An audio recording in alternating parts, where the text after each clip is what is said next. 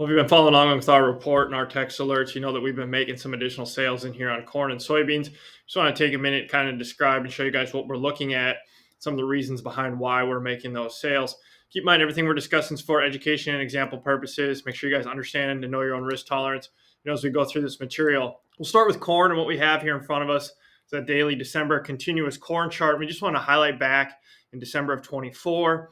Seasonally, this is typically a time where you can get a little bit of a bounce off of some lows. And so going back to the 24 contract, we put that December low in on the December contract around August 26th and proceeded to have about a 28-cent rally. That's a pretty good, healthy rally. And you'll see here in a minute how that kind of parallels a lot of what's going on so far with the 25 contract.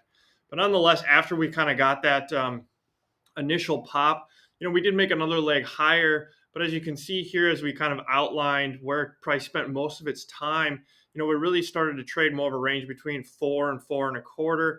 You didn't really spend sustained time above, that 425 range. So, if you reward that first little pop, and then maybe take another stab at it, I think you did pretty well, to capture the move here. And so when we look at the 25 contract, you can see where we have some similarities. This market's been in a pretty strong downtrend. And on August 12th, we set at least a near-term bottom and proceeded to rally about 24 cents. Now, if you've seen some of our other videos, we were kind of expecting maybe a 15 to 25 cent rally. And of course, we didn't hit it from low to high, but nonetheless, once you kind of get that type of a move, we need to reward that. And that was one of the reasons why, we decided to make a sale. Now, again, using the 25 chart, we put that dash line in there to show you where 4.25 is. And you could probably argue that there's a little bit more room, on the 25 contract to maybe see, 430. But nonetheless, this chart is looking very similar to what you had in the 24 crop as far as expected moves. And so, again, that's why we wanted to just take advantage of this rally and reward it. There's a lot of grain out there when we talk to guys, both old crop and then new crop as well. Guys are quite a bit behind, it seems like, on new crop sales. And so with harvest, quickly approaching, we have to make sure that we're getting some of these bushels moved that we might not be able to store and use to capture the carry of the market. Going over to the bean side, this is your daily November bean contract. And really what you have is you just have a classic range bound trade. You kind of get below 10 and you don't want to be overly bearish. The buyers have stepped up and pushed this thing. And typically then you end up and go try the higher end of the range. So I just wanted to point out on that recent move as well, you had about a 66-cent rally from the low to the high. Now, of course, we didn't capture all of that, but nonetheless, in the back of your mind, you have to realize once you're up 50, 60 cents on beans, you need to be making a sale and take a little bit off the table. If you were feeling really lousy at 9.80 or feeling like, man, if corn or beans rally back to 10, 10.25 or something like that, I would sell some.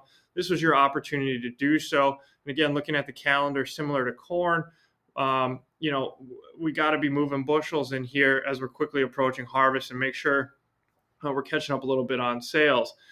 Now everybody's going to be anxiously watching to see if we can break out of this 1060 level, in which case we probably make an argument that you could see a move up to 11.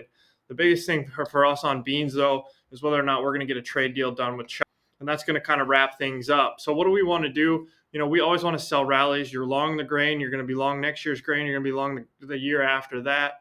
So anytime price starts to move higher, we got to make sure that we're willing to or be ready to reward some of those rallies. We need to set our expectations. Sometimes you can use previous crop years and charts for that.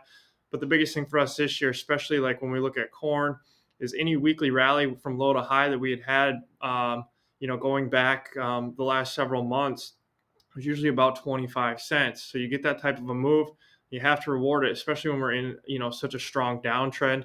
Then on beans, like we highlighted, you really are just kind of in that trading range. So we try not to get too bearish at the low end of the range, but at the same time, we don't want to get overly bullish at the high end.